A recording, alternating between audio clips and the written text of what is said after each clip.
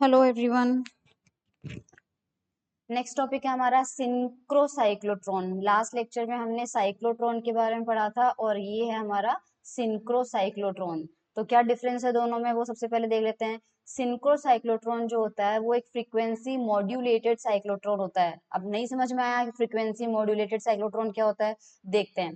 Previous case में magnetic field हमारी जो थी वो कांस्टेंट थी, इसमें भी मैग्नेटिक फील्ड को कांस्टेंट रखा जाता है और जो डी लगे हुए थे उसमें उस पर जो हमने इलेक्ट्रिक फील्ड अप्लाई किया था प्रीवियस केस में, उस इलेक्ट्रिक फील्ड की जो फ्रीक्वेंसी थी वो कांस्टेंट होती थी, जबकि इस बार जो इलेक्ट्रिक फील्ड हम अप्लाई कर रहे हैं उसकी फ्रीक्वेंसी को हम इस तरह चेंज करेंगे कि वेलोसिटी में जब चेंज होगा तो उसकी वजह से मास चेंज होगा, मास चेंज होने की वजह से उसकी एंगुलर फ्रीक्वेंसी चेंज होगी, तो उसका कंपनसेशन हो जाए। यह आपको तब समझ में आएगा जब आप प्रीवियस साइक्लोट्रॉन वाला केस अच्छे से समझ जाएंगे। साइक्लोट्रॉन की लिमिटेशंस जब हमने पढ़ी थी तो हमने ये कहा था कि वेलोसिटी बढ़ने से उसकी जो फ्रीक्वेंसी होती है वो घटती है, जिससे कि वो देर से डी के चक्कर को कंप्लीट करता है और उस बीच में इलेक्ट्रिक फील्ड की जो फ्रीक्वेंसी है वो फिक्स रहती है और इसकी फ्रीक्वेंसी डिक्रीज हो जाती है। तो हमें कुछ भी करके फ्रीक्वेंसी को या तो इंक्रीज करें,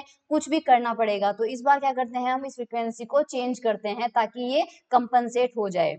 तो यहाँ पर कंपनसेशन हो जाता है कि जितनी फ्रीक्वेंसी घटेगी, जितनी फ्रीक्वेंसी जो है वो वेलोसिटी के बढ़ने से घटेगी, उसको हम फ्रीक्वेंसी को बढ़ा देंगे। पर ये बढ़ाएंगे कैसे, वो थोड़ा सा प्रोसेस हमें समझना पड़ेगा। तो सबसे पहले हम साइक्लोट्रॉन की बात करते हैं। एक सामान्य साइक्लोट्रॉन में होता क्या है, उसकी फ्रीक्वेंसी का फॉर्मूला ये होता है। करेक्ट। इसमें साफ साफ पता चल रहा है कि वेलोसिटी में जैसे जैसे इंक्रीमेंट हो रहा है आवृत्ति का मान घटता जा रहा है, यानी कि इस वाले फॉर्मूले में जैसे जैसे वेलोसिटी बढ़ रही है हमारे पार्टिकल की और जो कि हमें चाहिए कि वेलोसिटी बढ़े, तो फ्रीक्वेंसी यहाँ पे क्या हो रही है, घट रही है, क्योंकि वेलोसिटी के आगे नेगेटिव साइन है। अब हमें इसकी क्षतिपूर्ति करनी पड़ेगी, कंपनसेशन करना पड़ेगा, यानी कि वेलोसिटी के बढ़ने के साथ साथ में हम ये चाहते हैं कि ये फ्रीक्वेंसी जो रहे वो क्या रहे, कांस्टेंट रहे, ये चेंज नहीं होना चाहिए। लेकिन ये तो चेंज हो रहा है, ये घट रही है। तो अब हमारे पास दो तरीके हैं। देखो, दो तरीकों का मतलब है कि या तो मैग्नेटिक फील्ड को कम कर दो, अगर वेलोसिटी बढ़ने से हमारी फ्रीक्वेंसी घट रही है, फ्रीक्वेंसी घट रही है, फ्रीक्वेंसी कम होने से या तो इस बी को कम कर दो ताकि दोनों तरफ जो है वो बैलेंस बना हुआ रह जाए। करेक्ट। तो या तो इस फैक्टर का मान जो है वो वेलोसिटी बढ़ने पर भी कांस्टेंट बना रहे, वेलोसिटी बढ़ने पर भी इस बी का मान कम कर दो ताकि ये जो वैल्यू है राइट हैंड साइड में जो वैल्यू है वो कांस्टेंट बनी रहे। या फिर दूसरा तरीका क्या है कि आप लेफ्ट देखो, या तो आपके हाथ में राइट हैंड साइड है या लेफ्ट हैंड साइड है। तो दो तरीके यहाँ पे होते हैं। ये दो तरीके बहुत इंपॉर्टेंट है क्योंकि इन दोनों तरीकों को अलग अलग डिवाइसेस में आजमाया जाता है। सो या तो आप क्या करो कि आपकी वेलोसिटी बढ़ रही है तो उतनी मात्रा में आप बी को कम कर दो ताकि आपका राइट हैंड साइड जो है वो क्या रहे, कांस्टेंट बना रहे, ताकि आपका लेफ्ट हैंड साइड दुख ना दे आपको। दूसरा तरीका क्या है कि राइट हैंड साइड के साथ मत छेड़ा करो। राइट हैंड साइड में जैसे जैसे जितना चेंज हो रहा है वेलोसिटी बढ़ने से, इस वैल्यू में जितना चेंज हो रहा है उतना ही चेंज इस फ्रीक्वेंसी में हो जाए, क्योंकि ये फ्रीक्वेंसी जो थी वो किसकी थी, इलेक्ट्रिक फील्ड की थी। तो सेकंड वाला क्या है कि डी के बीच में लगाए गए जो आपने एसी इलेक्ट्रिक फील्ड लगाया है उसकी आवृत्ति को इतना कम कर दो कि वो इस वेलोसिटी व यहाँ पे जो इक्वेशन 1 है इसकी फ्रीक्वेंसी से रेजोनेट रहे। रेजोनेट का मतलब है सेम बनी रहे। तो हमारे पास जो सिंक्रोसाइक्लोट्रॉन होता है उसमें ये दो मेथड में से ये सेकंड वाले मेथड का यूज हम करेंगे। ये बहुत इंपॉर्टेंट लाइन है। सिंक्रोसाइक्लोट्रॉन में हम सेकंड वाले मेथड का यूज करेंगे, यानी कि मैग्नेटिक फील्ड के साथ हम छेड़छाड़ नहीं करेंगे, हम करेंगे इलेक्ट्रिक फील्ड की फ्रीक्वेंसी के साथ छेड़छाड़। तो उससे हमारा होगा फेज स्टेबिलिटी। अब फेज स्टेबिलिटी होता क्या है, फेज स्टेबिलिटी आप यहां से समझना शुरू करो क्योंकि इससे पहले वाली लाइनें आपको समझ में नहीं आएगी। तो यहाँ पर मैं तब तक क्या करती हूँ, इसका फेज स्टेबिलिटी का वो डायग्राम निकाल लेती हूँ, क्योंकि डायग्राम मैं यहाँ से दिखा दूंगी और थ्योरी अपन हिंदी से पढ़ लेंगे। तो देखो, माना साइक्लोट्रॉन की बात हो रही है, साइक्लोट्रॉन में कोई आयन एक कांस्टेंट मैग्नेटिक फील्ड में सर्कुलर पाथ में गति करता हुआ प्रत्येक चक्कर में डी के मध्य अंतराल में एक्सेलरेट होता हुआ चक्कर लगा रहा है। ये प्रीवियस साइक्लोट्रॉन की वर्किंग में हमने अच्छे से पढ़ लिया था, यही वहां पे हो रहा था। इन डी के बीच में हमने जो इलेक्ट्रिक फील्ड लगाया है उसकी फ्रीक्वेंसी अभी फिलहाल तो आयन का जो सर्कुलर पाथ है उसके साथ में रेजोनेट है, उसके साथ में आराम से सामंजस्य बनाया हुआ है, सिंक्रोनाइज्ड है, ठीक है। इस अवस्था में हमारे लिए कुछ पथों के लिए फेज जो है वो स्टेबल रहेगा, स्टेडी रहेगा। ये लाइन आपको समझ में नहीं आ रही है तो थोड़ी देर में आ जाएगी, ठीक है। जिसे कैसे समझा जा सकता है, सबसे पहले हम उन आयनों का विचार करते हैं जो डी के गैप में तब पहुंचते हैं जब डी पर आरोपित वोल्टेज का मान 0 को क्रॉस करता है। इन आयनों को हम जीरो फेज वाले आयन कहेंगे। ये आयन डायग्राम में 0, 2 पाई, 4 पाई वाले आयन होंगे और ये अपनी कक्षा में नियत आवृत्ति से चक्कर लगाते रहेंगे, लेकिन इनकी ऊर्जा में ना तो वृद्धि होगी ना ही कमी होगी। अब इसको मैं समझाती हूँ। यहाँ पे देखो, ये इलेक्ट्रिक फील्ड जो है, एसी इलेक्ट्रिक फील्ड लगाया हमने, दोनों डी के बीच में जब हमारा आयन होता है तो हम ये कहते हैं कि उस पे इलेक्ट्रिक फील्ड जो होती है वो फोर्स लगाती है, उस फोर्स की वजह से उसको एक्सलरेशन मिलता है। और इलेक्ट्रिक फील्ड लगाते हैं हम किससे हैं, वोल्टेज अप्लाई करके। तो जब अपन वोल्टेज लगाते हैं तो वो वोल्टेज जो होता है वो एसी वोल्टेज होता है, और हमने प्रीवियस केस में क्या लगाया था, V naught cos omega T. तो V naught cos omega T का ग्राफ आपको यहाँ दिख रहा है, बिल्कुल कॉस का ग्राफ बन रहा है, करेक्ट। ये पीक वैल्यू जो है वो कितनी है, वी नोट है, ये पीक वैल्यू कितनी है, वी नोट है। तो जब we naught cos omega t वाला इलेक्ट्रिक फील्ड हम अप्लाई कर रहे हैं तो जब यहाँ पर वैल्यू हो, जब यहाँ पर आयन, मतलब जब इस इलेक्ट्रिक फील्ड का जो ये वोल्टेज होगा, जब ये वाली फ्रीक्वेंसी जब इस तरह से बनेगा इस पॉइंट पे, तब हमारा आयन दोनों डी के बीच में है सपोज करो, और एक पॉइंट आएगा ये, जब हमारा आयन डी के बीच में है और वो चाह रहा है कि मुझ पे इलेक्ट्रिक फील्ड अप्लाई करो, मेरे पास वोल्टेज लाओ, क्योंकि क्यू आवेश को जब वी वोल्टेज देते हैं तो उसकी एनर्जी में कितना इंक्रीमेंट होता है, क्यू वी। लेकिन अगर मैं आपको इस पॉइंट नंबर 1 की बात करूं तो यहाँ पर वी का मान कितना है, यहाँ पर पोटेंशियल का मान क्या है, 0। तो एनर्जी का मान क्या हो जाएगा, 0। सिमिलरली यहाँ पर भी पोटेंशियल का मान कितना है, 0, क्योंकि ग्राफ 0 को क्रॉस कर रहा है। सिमिलरली यहाँ पर भी पोटेंशियल का, सॉरी, यहाँ पर फेज चेंज हो रहा है इसलिए ये रहने दो, यहाँ पर 0 हो रहा है, फिर 2 पाई पे आपके पास 0 कितना हो रहा है, 2 पाई पे फिर से आपके पास v इक्वल टू 0 हो रहा है, फिर 4 पाई पे आपके पास फिर से v इक्वल टू क्या हो रहा है, 0 हो रहा है। तो अगर जो पार्टिकल है, ये मैंने पाई का इसलिए नहीं लिया क्योंकि एक बार हम पूरा साइकिल कंप्लीट करते हैं और दोबारा वापस लौट के आता है, 2 पाई एंगल के बाद लौट के आता है, इसलिए मैंने 2 पाई लिया यहाँ पे, ताकि मैं एक पूरे साइकिल के बाद की बात कर सकूं, क्योंकि डी चक्कर को वो 2 बार ही पार करता है। तो हमारे पास पॉइंट नंबर 1, पॉइंट नंबर 2 और पॉइंट नंबर 3, यहां से जब कोई आयन गुजरेगा तो उस आयन के पास में डी के बीच में आ तो गया वो, और उसको पोटेंशियल नहीं मिल रहा है, और अगर उसको पोटेंशियल नहीं मिल रहा है तो उसकी एनर्जी में कोई चेंज नहीं हो रहा है, और यही लाइनें मैंने यहाँ पर बोली है। तो इन लाइनों को आप वापस समझ के देखो कि उन आयनों का विचार कीजिए जो डी के मध्य अंतराल को उस समय पार करते हैं, उस समय पार करते हैं जब डी पर आरोपित विभव का मान 0 को पार करता है। इन्हें हम 0 वाले फेज वाले आयन कहेंगे। ये 0, 2 पाई, 4 पाई के संगत वाले आयन होंगे। ये अपनी कक्षा में नियत फ्रीक्वेंसी से चक्कर लगाते रहेंगे। इनकी ऊर्जा में कोई परिवर्तन नहीं होगा, ना तो इंक्रीमेंट ना ही डिक्रीज होगा, क्योंकि वोल्टेज ही 0 है। 0 वोल्टेज पे कैसे एनर्जी आएगी उसके पास, करेक्ट। अब उन आयनों पर विचार कीजिए जो डी के बीच में जब आते हैं तो कितना टाइम हो रखा होता है, T1 टाइम हो रखा होता है।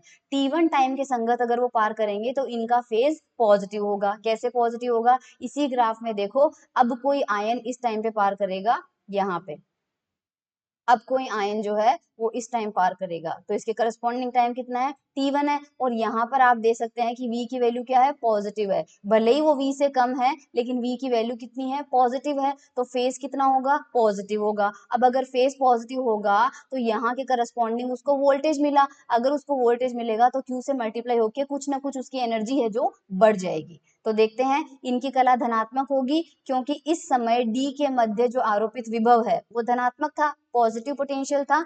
तो आयनों के वेग और ऊर्जा दोनों में वृद्धि होगी, दोनों में वृद्धि होगी। और हम फॉर्मूला अप्लाई कर, जो हमें फॉर्मूला मिला था साइक्लोट्रॉन के केस में वो ये था।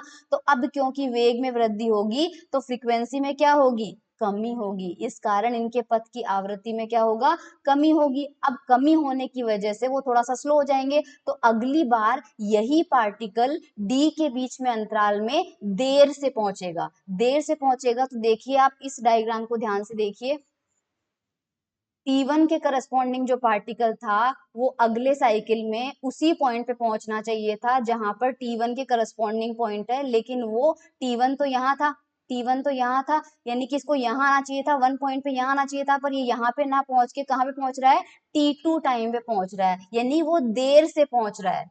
और अगली बार में फिर वहां पर पॉजिटिव पोटेंशियल होगा, गैप में आएगा, फिर उसकी एनर्जी बढ़ जाएगी, एनर्जी बढ़ने की वजह से अगली बार उसकी फ्रीक्वेंसी और कम हो जाएगी, वो और स्लो पार करेगा डी को, तो अगली बार वो T3 टाइम पे वहां पे पहुंचेगा। आई होप ये बात आपको समझ में आ रही है। पहली बार वो गैप में आया T1 टाइम पे, उसकी एनर्जी बढ़ गई, फ्रीक्वेंसी घट गई, वो स्लो हो गया, अगली बार देर से पहुंचा, किस टाइम पे पहुंचा, T2 टाइम पे, वहां पर फिर पोटेंशियल की वैल्यू पॉजिटिव मिल गई, एनर्जी की वैल्यू बढ़ गई, अगली बार और देर से पहुंचा, कितने टाइम पे पहुंचा, T3 टाइम पे पहुंचा। ऐसा करते करते जस्ट अगली बार वो कहां पे पहुंचेगा, जीरो वाली स्टेट पे पहुंचेगा, और जीरो वाली स्टेट में उसकी एनर्जी नहीं बढ़ेगी। तो जैसे T2 समय पे पहुंचा, इसके अगले चक्र में T3 समय पे पहुंचेगा, इन समयों के ऊपर D पर विभव का मान कम होगा, जाहिर सी बात है मैग्नीट्यूड में तो कम होगा, तो एक्सेलरेशन भी कम होगा, और लास्ट में आयन जो है वो मध्य अंतराल को वापस जीरो फेज की स्थिति में पार करेगा।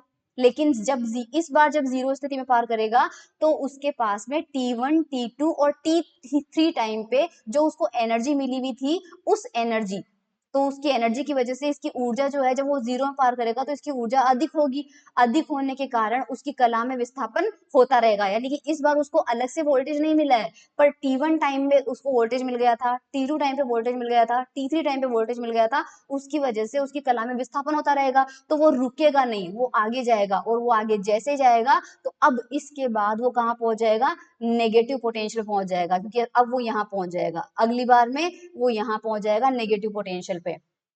करेक्ट, नेगेटिव पोटेंशियल के में डी के मध्य अंतराल को पार करने की स्थिति में पहुंच जाएगा, पर तब इनके वेलोसिटी और ऊर्जा में कमी होने के कारण, तो अब जब नेगेटिव पोटेंशियल में पहुंचेगा तो वेलोसिटी क्या हो जाएगा, कम हो जाएगा, और हमारा जो फॉर्मूला था उसमें क्या था, ये आ रहा था, हमारी प्रॉब्लम क्या थी, वेलोसिटी बढ़ने से फ्रीक्वेंसी घट रही थी, और अभी तक हमने देखा फ्रीक्वेंसी घट ही रही थी, लेकिन अब हमने देखा कि नेगेटिव पोटेंशियल पे आ गया, नेगेटिव पोटेंशियल पे आने से उसकी वेलोसिटी अब क्या हो रही है, घट रही है, यानी अब उसकी वेलोसिटी क्या हो रही है, घट रही है, तो अब वेलोसिटी घटने से फ्रीक्वेंसी का मान क्या हो जाएगा, वापस बढ़ जाएगा। तो फ्रीक्वेंसी घटेगी, जब हमारी वेलोसिटी बढ़ेगी और फ्रीक्वेंसी घटेगी तो थोड़ी ही देर बाद में वेलोसिटी खुद कम हो जाएगी और फ्रीक्वेंसी बढ़ जाएगी, इस तरह से संतुलित अवस्था बनी हुई रहेगी, और जो आयन है वो एक संतुलित कक्षा में चक्कर लगाते रहेंगे। यही कला स्थायित्व का सिद्धांत है, फेज स्टेबिलिटी की थ्योरी यही कहती है, इसमें अपन को यही करना था। ठीक है, तो हमने फिर से देखा ये चीज वापस वही रिपीट बोल रहा है कि या तो मैग्नेटिक फील्ड को चेंज करो या इलेक्ट्रिक फील्ड को चेंज करो, जो हमने ऑलरेडी पढ़ लिया है तो इसको नहीं लिखना है।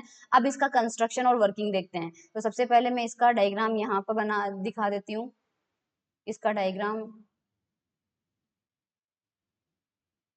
ये इसका डायग्राम है। सो इसके डायग्राम में देखो, सबसे पहले इसमें 2D के स्थान पर हम 1D लेते हैं, 2D के स्थान पर 1D लेते हैं, और ये बड़े से चुंबक के दो मैग्नेटिक पोल होते हैं, उनके बीच में रखा जाता है डिवाइस। ठीक है, चुंबक का भार ये 4000 टन है, 15 kV जो पोटेंशियल है वो लगाते हैं, ये डेटा तो आप याद रख लेना। ठीक है, अब अपन सीधे चलते हैं यहाँ पर, इसका डायग्राम ये है, इसके डायग्राम को देखो करते कैसे हैं। प्रत्येक समय चार्ज पार्टिकल जब आयन डी से एक ही डी यूज हुआ है, एक ही डी है इस बार, देखो ये शेडेड वाला पार्ट है ना, ये डी है आपका, और दूसरे साइड में यहाँ कुछ नहीं है, यहाँ पर डी नहीं है, फिर भी इसका स्पाइरल मोशन हो रहा है, क्यों हो रहा है अभी बताते हैं। जब प्रत्येक बार आयन डी से बाहर निकलते हैं या प्रवेश करते हैं तो इलेक्ट्रिक फील्ड हमारी लगी रही है, उसके कारण त्वरण का अनुभव करते हैं, और 2D की तरह 1D से भी इनकी ऊर्जा में वृद्धि ही होती है। ठीक है, मैग्नेटिक फील्ड का मान 15,000 गाउस होता है। इस मशीन से 350 MeV ऊर्जा तक के प्रोटॉन, 200 MeV के न्यूट्रॉन, 400 MeV के अल्फा पार्टिकल प्राप्त किए जा सकते हैं। न्यूट्रॉन और अल्फा पार्टिकल के लिए फ्रीक्वेंसी को शुरुआत, ये डेटा आई थिंक आप खुद पढ़ सकते हो, इतना फ्रीक्वेंसी से ये जो है ये पढ़ लेना, ये डिजिट जो होती है, नंबर जो होते हैं, ये फिजिक्स में आपको याद ही करने हैं, इसमें कुछ समझाने जैसा है नहीं। ठीक है, तो ये मैं यहाँ से यहाँ तक आप पढ़ लीजिए। अब मैं यहाँ बता सकती हूँ आपको कि एक डायग्राम में एक पार्टिकल के पाथ को ड्रॉ किया गया है।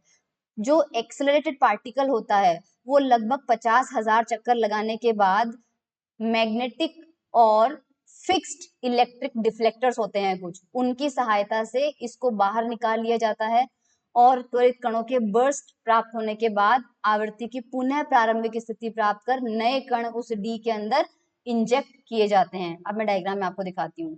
ये देखो, एक्चुअल में क्या होता है कि ये पार्टिकल जो होता है वो डी के अंदर भेजा जाता है। डी के अंदर मैग्नेटिक फील्ड लगी हुई होती है जिसकी वजह से उसका पाथ सर्कुलर होता है, और जैसे ही वो डी के बाहर आता है, दोनों साइड में मैग्नेटिक फील्ड लगी हुई है, तो उसका पाथ वैसा का वैसा ही रहेगा। और यहाँ पर देखो ये डिफ्लेक्टर लगे हुए हैं, ये डिफ्लेक्टर जो होते हैं ये इसको इधर उधर नहीं जाने देते हैं। ये देखो, ये इलेक्ट्रोस्टैटिक डिफ्लेक्टर है, ये मैग्नेटिक डिफ्लेक्टर है। तो मैग्नेटिक फील्ड की वजह से इस पार्टिकल का पाथ जो है वो डिफ्लेक्ट कर देते हैं, ये डिफ्लेक्ट करके फिर वो अंदर चला जाता है। फिर वो वहां पर तो मैग्नेटिक फील्ड लगी हुई है, ये उस पर काम कर रही है, फिर यहाँ पर डिफ्लेक्टर की वजह से इस तरह से ये पार्टिकल स्पाइरल मोशन में आता है। लास्ट में इसको डिफ्लेक्टर का यूज करके इस तरह से बाहर निकाल लिया जाता है। ठीक है, ये मैग्नेटिक पोल है, यहाँ पे सिंगल डी लगा हुआ है, ये पूरा का पूरा वैक्यूम चेम्बर है, और ये दो इलेक्ट्रोड है जिनके बीच में हम जो इलेक्ट्रिक फील्ड लगाएंगे उसकी फ्रीक्वेंसी जो है वो चेंज कर सकते हैं। इस बार फ्रीक्वेंसी जो चेंज है वो होती रहती है। तो यहाँ फ्रीक्वेंसी मॉड्यूलेटेड पावर सोर्स होता है, यहाँ से आयन इंजेक्ट होते हैं, तो ये आयन सोर्स होता है। ठीक है, सो ये आई होप आपको समझ में आ गया है। अब इसकी थोड़ी मैथमेटिक्स कर लेते हैं। हमने साइक्लोट्रॉन के केस में देखा था कि अगर फिक्स्ड मैग्नेटिक फील्ड रखते हैं तो हमें जो आयन मिलता है उसकी एंगुलर फ्रीक्वेंसी कितनी होती है, क्यूबी बाय एम मिलती है। ठीक है, इसे हम किस प्रकार लिख सकते हैं, ऊपर सी स्क्वायर से मल्टीप्लाई कर दो, नीचे भी सी स्क्वायर से मल्टीप्लाई कर दो। तो यहाँ पर नहीं ये कर दिया, एम सी स्क्वायर को हम क्या लिख सकते हैं, ई लिख सकते हैं। अब सपोज करो किसी पार्टिकल के पास हमारा टोटल आयन की एनर्जी जो है वो ई है। हम जानते हैं थ्योरी ऑफ रिलेटिविटी से टोटल एनर्जी जो होती है वो किसी भी पार्टिकल की काइनेटिक एनर्जी प्लस उसकी रेस्ट मास एनर्जी के बराबर होती है। तो E is equals to K plus M naught C square होती है। तो यहाँ पर E की जगह क्या रखेंगे, ये वाला फॉर्मूला रखेंगे, तो ओमेगा हमें ये वाला फॉर्मूला मिल जाएगा।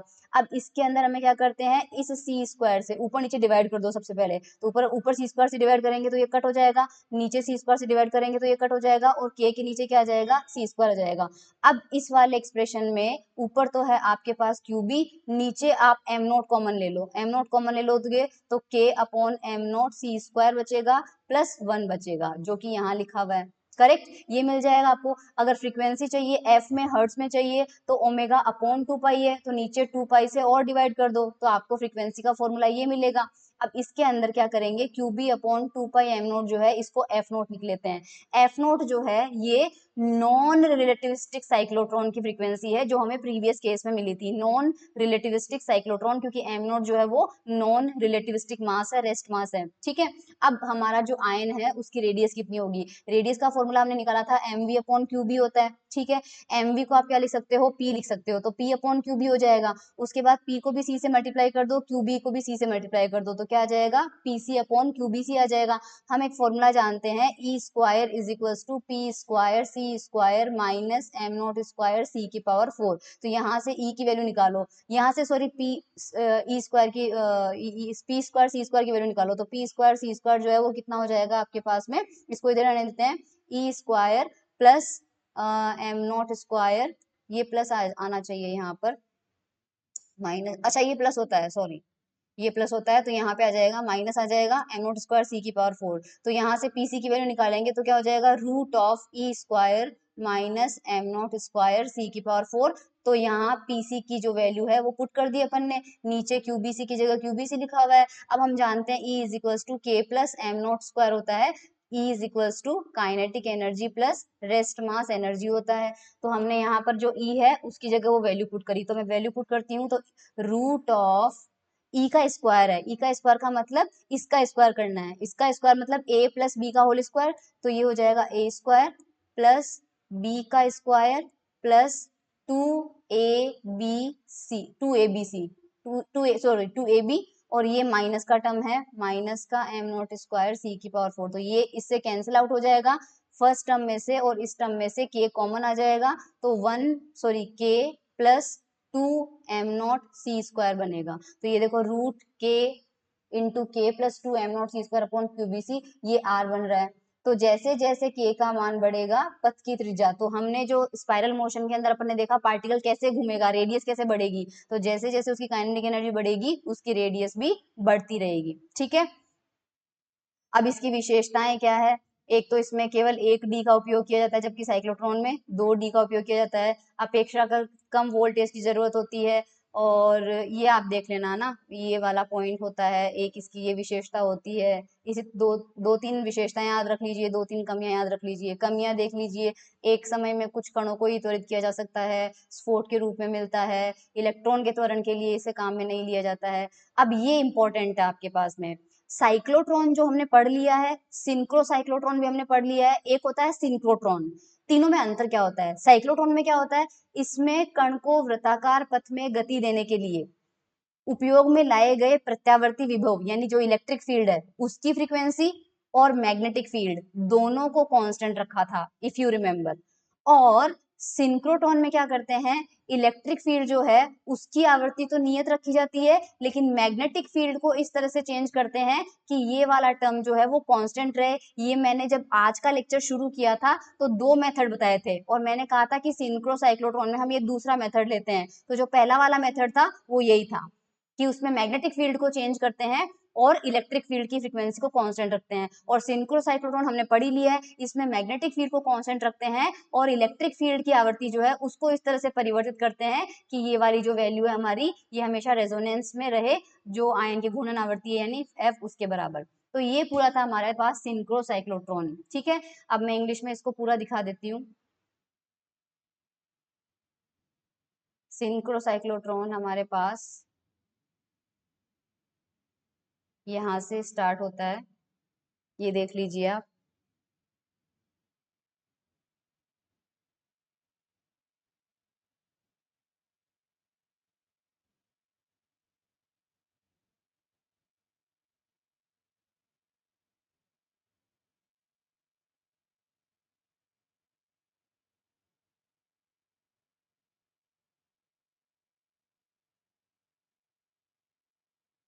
ये फेज स्टेबिलिटी,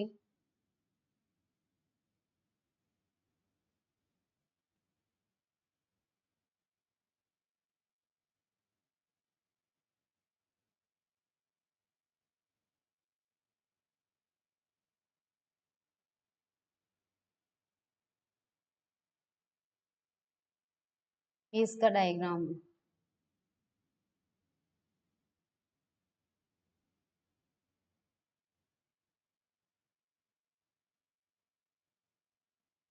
ये वो डेटा था किसकी फ्रीक्वेंसी कितनी रखनी है, ये मैथमेटिक्स थी, ये बताने के लिए कि जैसे जैसे काइनेटिक एनर्जी इंक्रीज होती है वैसे वैसे उस पाथ की रेडियस जो होता है वो भी इंक्रीज होती है। ये कुछ एडवांटेजेस हैं सिंक्रोसाइक्लोट्रॉन के जो साइक्लोट्रॉन में नहीं थे, और ये कुछ डिसएडवांटेजेस हैं, और ये तीनों में डिफरेंस है, साइक्लोट्रॉन, सिंक्रोट्रॉन और सिंक्रोसाइक्लोट्रॉन। That's it.